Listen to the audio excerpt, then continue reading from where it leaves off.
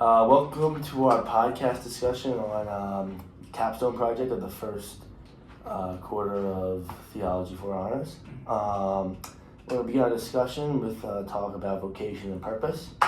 I'll go first. Getting to know me as I go on this hero's journey of learning about faith and reason. I'm not a materialist. I was raised Catholic, so I've always kind of believed in the spiritual, metaphysical aspects of life. So like the parts of this course that focus on that part of reality and society, that's kind of something that comes easy to me because I've always believed in Jesus and God and the Catholic faith. I'm a unique person because I have unique interests. I'm very interested in football. I like history. I like cars. I like reading and music. So I've got a lot of aspects that make me who I am. I'm also very close with my family, my brothers, my mom and dad. We're a very, very close together family. I think my purpose in life, would be to bring glory to God through His gifts that He's given to me, because everything is a gift from God. So the best way to appreciate that gift is to use those gifts to the best of my ability. I would describe myself, the two words I would describe myself as a football player and a student. Those are two important aspects of what makes me me. And a little story about what has made me the person I am today is when I was young, we moved from New Jersey to Massachusetts, and it taught me resilience, having to make new friends, adjust to a new place, and it made me stronger and the person I am today. Ryan, do you have anything you want to add? Yeah, similar to you, not a materialist. I believe in Jesus. I believe He is our Savior. A little bit about me, I grew up in a Catholic family. I've been going to Catholic school all my life, so that has been, an important aspect. Yeah, where'd you go to Catholic school? I went to St. Catherine's in the elementary school. I did take a break in 4th and 5th grade, went over to Elm Street, over in Walpole, tried that out, public school. Wasn't really for me. I did like the whole Catholic setting over at St. Catherine's, and that did lead me right over to here. And I love it here. I loved it there. So, that's been a big part of my life. It's been important.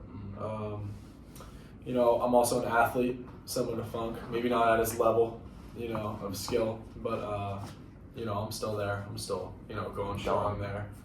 I'm also a lifeguard. So I think that's been important.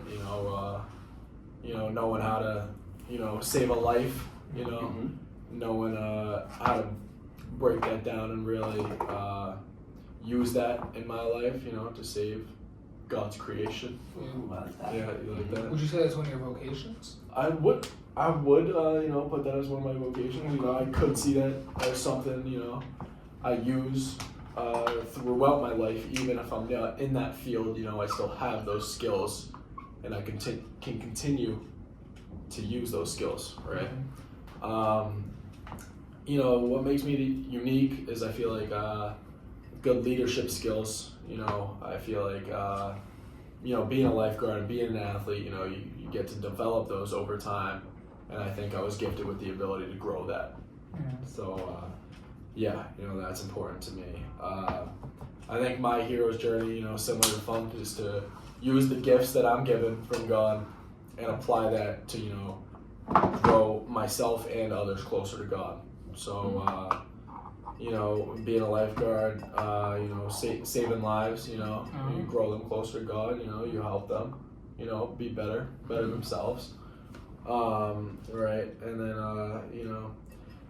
I feel like I have good determination, and, I was gifted the ability, stay calm throughout different emergencies and everything, you know what I mean?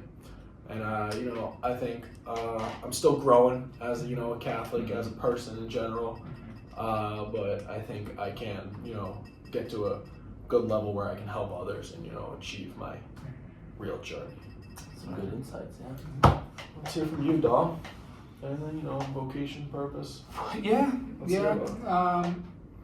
I'm an athlete, I've been a Spartan since 7th grade, so, discipline's a huge part of who I've been, for a long time now. Resilience, purpose, just like everything has a purpose, training has a purpose, everything kind of intertwines with itself. I'm a student who values knowledge. You know, really, just to put it simply, I value knowledge. I don't see it as just I go to school every day, wake up and learn something new every day. It's more like a lifelong pursuit. You know, of to live by this quote: "Forget what you thought you knew, so that now you can know more." You know, I thought that was great. Who said that was the ancient one from Doctor Strange. Yeah. Really? Yeah. I like that. Forget what you think you might know. Yeah. So, at my core, I care deeply for others. Drives my compassion, drives my desire to enter the medical field. Not simply to study the human body, but to help, people become healthier, stronger. I like how we can relate on that. Yeah.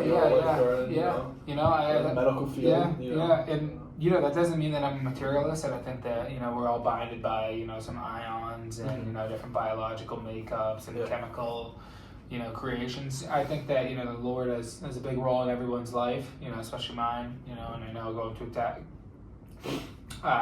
a Catholic school, that's kind of for everyone as well, but majority of the people. Yeah. My faith in God grounds me, shapes my values, reminds me that my abilities and opportunities are gifts. I'm meant to serve a greater purpose. Parts of my identity, being athletic, being compassionate. I try to be, practice humility, and I practice my faith a lot. So that's all that's all from me. What did you say your journey was? My journey? Yeah, your hero's journey. I mean, what do you... My hero's journey? Yeah, I'm just trying to go into the medical field. I want to help people. Yeah. So maybe I could be a hero, in someone's life. I like that. That. So doctors are great people. Growing every day. Yeah. Even I could have a PhD and I'd still read a couple books, read some books, learn more, no matter what. So you can always keep, getting better. Chasing perfection. No doubt. I mean, even though it's not achievable. Yeah, I know. Shoot for the stars, and might land on the moon. You might. Ooh, I like that. Yeah. That's a good quote. Yeah. All right. So that'll lead us into our next topic, which is nature in essence. Nature in essence. We'll see you back.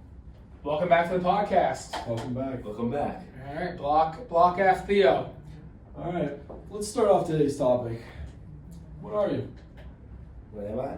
What are you? Well, I'm more than just a person. I'm a human. I'm a bunch of cells, a bunch of organs, but there's more that makes me me. I have a conscience, I have a soul, and there's a deeper reality of who I am as a person. So you're coming from less of a materialistic standpoint. I'd say so. I'd say I'm coming from agree with that. a more spiritual standpoint. I agree with that as well. I believe materialism is actually one of our topics for today. So. Yeah, I don't think I'm a materialist. I know what I'm made up of, a lot of cells, a lot of everything, but, I know there's something deeper in there, so. And the materialist part definitely is it's a major aspect of you, your whole body and how you're made up. Mm-hmm. But there's such a, deeper meaning, we can relate this over to the ship of Theseus. Mm-hmm. Ship of Theseus, you're more than just what your parts are made of. Mm-hmm. Deeper reality. There's deeper, within you. Yeah. I like to think about it like, we are the ship of Theseus. Like, our bodies are a carrier of what God has given us. So our consciousness, our soul, our emotions. Yeah. So all that makes us up, not just, the clump of cells that we are. No. Yeah. No, I couldn't agree. Going back to the body too, there's evidence that points to why we have consciousness that extends beyond just the materialist explanations. We have qualia, we can experience the experience. I see this table's white. There's an experience of being white in my mind that doesn't really make sense physically, but I can understand it in my head because there's a deeper reality to my consciousness. And it's going to be different for me. What I'm seeing, we can't. It's the feeling inside the feeling that we can't explain to each other. That's right. We are in the movie, but we are also watching that movie that we are in. Mm-hmm. So, which is quality is one of the only things we've gone over this year that's not scientifically backed up as well. So, especially with the NDEs that we've been talking about recently, there's medical data all about that, but nobody's been able to figure out the quality standpoint, which is another one of our. I'll put that down. It's another one of our topics for today. So. Yeah. I'd like to point us to also some more evidence for consciousness. There's the fact that we can experience ourselves experiencing. We can like think about ourselves, thinking about ourselves. You know, Yeah. it's very what's the word? The shapes, the recursive shapes. Recursive, yeah, It's it's kind of very like that, but recursive. it's like we can do something that's not physically possible. There's nothing in physics that can explain being able to think about yourself thinking, Yeah. being the observer and the observer. And that just goes on and on and on and on. Ooh, yeah. And we have the ability to make up a bunch of scenarios in our mind that we haven't even done before. I can think about myself jumping off a volcano into water, but can I say I've done that? Absolutely not. But so, you know, it's a big thing there. Definitely. Just summarize it. What makes a person a person? Mm-hmm. There's just so much more to it beyond your physical aspects, like your consciousness. You talked about qualia. There's more feeling that can't be defined with just a materialistic mind. Yeah, and I have. I was doing some research, and there's a great list that comes from the Stanford Encyclopedia of Philosophy, and they were doing a study on personal identity and the saying of what makes a person versus what is the human being. Yeah. And some of the topics we brought up in theology also popped up here. Self-awareness, consciousness, capacity of rational thought and reflection, memory and psychology, continuity. The moral agency, so what we're responsible for, right versus wrong, and then social relations, which are different for everyone. So I think that, backing up, for Mr. Webb's points about what makes a person, a rational, willing self, that kind of goes into it. So, I think there's a lot that goes into it. I think a really good philosophical view that I got from. This was from Philosophy Now, is the cognitive construct of, what a person is. It argues that personhood is a mental construct, and there's so much going on in the brain, so that personhood is a mental construct. It's where qualia comes in, all those different attributes to, to think about, that some aren't even scientifically proven. So, And then, what do you think about NDEs, guys? Yeah, no, we can definitely dive into the NDEs. Out-of-body experiences. Best explanation for these phenomena, we did talk about in class, maybe it's just a dream, maybe it's just, like spurts of the brain, but really, when you look deeper, it's just like some of those, tests that were done showed just nothing is going on in the brain, yet they're still getting these thoughts or these just experiences. So I think that's really good to think about when you're seeing how they're following that light. It's. I mean, I feel that. Like I feel like one of the best evidences for me in terms of that NDEs and believing in the out-of-body second self is the blind people. Like there are people who become blind later in life who, when they have an NDE, they can see again. It kind of shows there's like a bigger, greater way of seeing, a greater like person, like and attribute of what makes a person a person. It's more than just their physical body, which is scientifically proven to be dead at the table, but they're still doing things and being able to see it, hear, and interact with the world. Yeah. I have a lot to say about this, to be completely fair.